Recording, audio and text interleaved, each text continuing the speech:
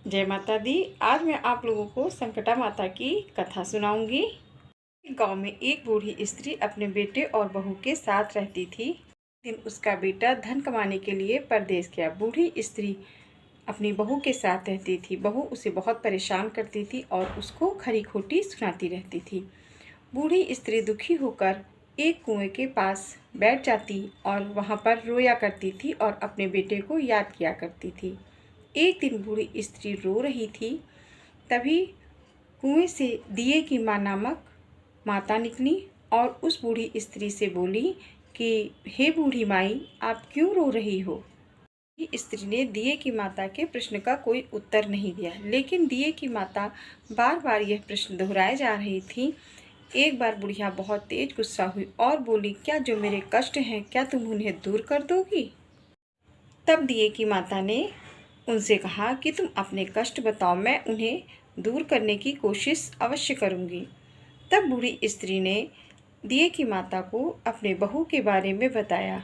वह बताने लगी कि उसका बेटा परदेश गया है धन कमाने के लिए। तब से उसकी बहू उसे बहुत खरी खोटी सुनाती है और बहुत ही परेशान करती, इसलिए मैं रोज आकर यहाँ पर रोती हूँ।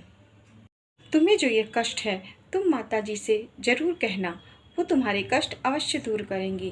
वे निर्धनों को धन और कुंवारी कन्याओं को घर पर और निसंतान को संतान देती हैं, तो वो तुम्हारी भी समस्या का समाधान अवश्य करेंगी। संकटा माता सभी की मनोकामना पूर्ण करती हैं। दिए की माता के मुख से ऐसी विलक्षण बात सुन के बुढ़िया तुरंत संकटा माता जी के पास गई और वह उनके चरणों में गिर गई।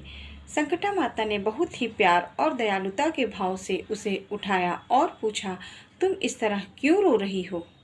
उस बूढ़ी स्त्री ने संकटा माता से कहा, हे माँ, आप तो मेरे दुख जानती हैं, तो मैं आपसे क्या बताऊं, आप तो सभी के दुख दूर करती हैं। संकटा माता ने उस बूढ़ी स्त्री से कहा, नहीं, पहले तुम अपने दुख बताओ, क्योंकि मैं दुखियों के दुख दूर करती हूँ। तब उस बूढ़ी स्त्री ने संकटा माता जी से कहा कि हे माता, जब से मेरा पुत्र परदेश गया है धन कमाने के लिए, मेरी बहू मुझे बहुत ही परेशान करती है और खरी खोटी सुनाया करती है, इसलिए मैं बहुत ही परेशान हूँ। संकटा माता उस बूढ़ी स्त्री की बात सुनकर बहुत ही दुखी हुई और बोली, कोई बात नहीं, मैं तुम्हारे सभी दुख दूर करूंगी। तुम अब घर जाओ और मेरी मनौती मानो।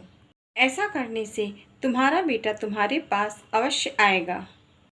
बूढ़ी स्त्री माता के कहने से घर गई और माता ने जैसा ही कहा था उसने वैसा ही किया। 7 सुहागिन स्त्रियों को निमंत्रण दिया। जब 7 सुहागिन स्त्रियां आईं तो वो 7 लड्डू बना रही थी। 7 लड्डू के बनाने के बजाय उससे 8 लड्डू बने जा रहे थे।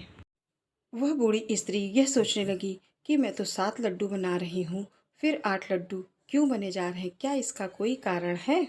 वह ऐसा सोच ही रही थी कि तभी संकटा माता एक वृद्ध महिला के रूप में प्रकट हुई। माता ने उस बूढ़ी स्त्री से पूछा, क्या तुम्हारे वहाँ कोई उत्सव है। बूढ़ी स्त्री ने कहा कि मैं संकटा माता की पूजा करने जा रही हूँ। मैंने 7 सुहागिन औरतों को पूजा पे बुलाया है और उनको भोजन के लिए भी बुलाया है और मैं 7 लड्डू बना रही हूँ, लेकिन 7 के बजाय 8 बने जा रहे हैं। तब संकटा माता ने उस बूढ़ी स्त्री से कहा, क्या तुमने किसी वृद्ध महिला को बुलाया है। बूढ़ी स्त्री ने कहा, नहीं, मैंने किसी वृद्ध महिला को नहीं बुलाया है।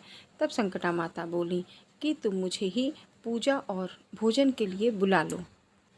तब उस बूढ़ी स्त्री ने माता से कहा, ठीक है, आप ही आ जाइए।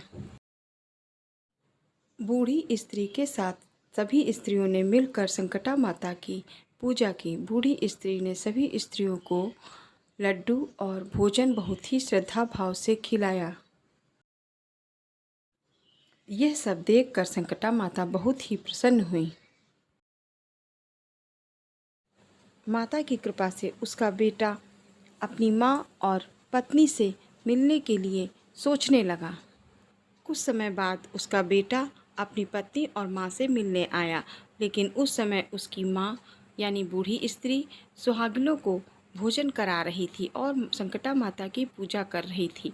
उसने सुना कि मेरा बेटा आया है, लेकिन उसने यह मन में सोचा कि मैं पहले पूजा कर लूं और सुहागिन औरतों को भोजन करा दूं, तब मैं अपने बेटे से मिलने जाऊंगी। पति की खबर सुनकर उसकी पत्नी उससे मिलने के लिए तुरंत आई। तब उसके बेटे ने सोचा कि मेरी पत्नी मुझसे मिलने आई है, लेकिन मेरी माँ मुझसे मिलने नहीं आई, उसको मेरी कोई परवाह नहीं। इधर बूढ़ी स्त्री जब संकटा माता की पूजा कर चुकी और सभी सुहागिन स्त्रियों को भोजन करा के विदा कर दिया, तब वह अपने बेटे से मिलने आई। उसका बेटा बोला, माँ अभी तक आप कहाँ थीं? तब बूढ़ी स्त्री ने कहा अपने बेटे से कि मैं संकटा माता की पूजा कर रही थी, मैंने तुम्हारी कुशलता के लिए माता से मनौती मानी थी। और बूढ़ी स्त्री ने वो सारी बातें बताई जो उसकी बहू ने उसके साथ किया था। अपनी पत्नी के बारे में यह बातें सुनकर वह बहुत ही क्रोधित हुआ और उसने क्रोध में अपनी पत्नी को घर से बाहर निकाल दिया। उसकी पत्नी रोते रोते एक पीपल के नीचे जाकर बैठ गई और वहाँ पर रोने लगी। तभी उधर से एक राजा निकला और बोला कि हे बहन, तुम क्यों रो रही हो? तब उसने राजा से अपनी सारी बात कह सुनाई और तब राजा बोले कि तुम मेरी धर्म बहन हो, आज से तुम मेरे महल में रहोगी चल के। और राजा उस स्त्री को अपने साथ ले गया और अपने महल में ले जाकर अपनी रानी से कहा, आज से ये मेरी धर्म बहन है और आज से यह यहीं इसी महल में रहेगी। बूढ़ी स्त्री की बहू जो राजा के महल में रह रही थी, उसको भी एक दिन संकटा माता की पूजा करने की इच्छा हुई। उसने भी संकटा माता की पूजा की और 7 सुहागिन स्त्रियों को भोजन पर बुलाया। उसने रानी को भी बुलाया। तब रानी उससे बोली कि मैं रबड़ी मलाई खाने वाली, मैं रूखा सूखा नहीं खाऊंगी। रानी की अवहेलनापूर्ण बातें सुनकर बूढ़ी स्त्री की बहू बहुत ही दुखी हुई। और इधर संकटा माता की कृपा से बूढ़ी स्त्री का बेटा ढूंढता हुआ अपनी पत्नी को राजा के महल में जा पहुंचा। उसने अपनी पत्नी को संकटा माता की पूजा करते हुए देखकर वो बहुत ही खुश हुआ और बोला कि तुम मुझे माफ़ कर दो, मैंने तुम्हें घर से निकाल दिया था। तब उसकी पत्नी बोली कि आप माफ़ी मत मांगे, गलती मेरी ही थी, मैंने ही अपराध किया था।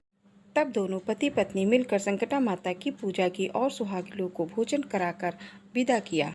तब दोनों पति पत्नी ने राजा से मिलकर आज्ञा मांगी कि वो दोनों अपने घर जाना चाहते हैं। राजा ने उन्हें घर जाने की आज्ञा दी।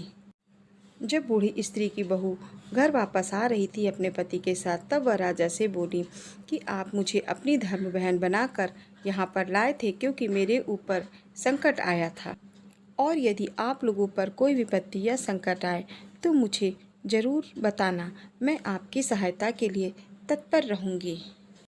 और यह कहकर बूढ़ी स्त्री की बहू अपने पति के साथ अपने घर वापस आ गई।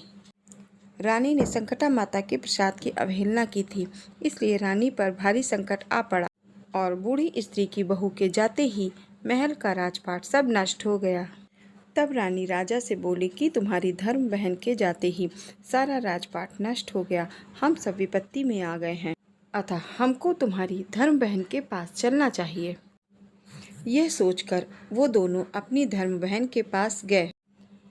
रानी ने वहां जाते ही धर्म बहन से कहा कि हे बहन, तुम्हारे वहां से आते ही हमारे राजपाट में पता नहीं कौन सी विपदा आ गई, सारा राजपाट नष्ट हो गया।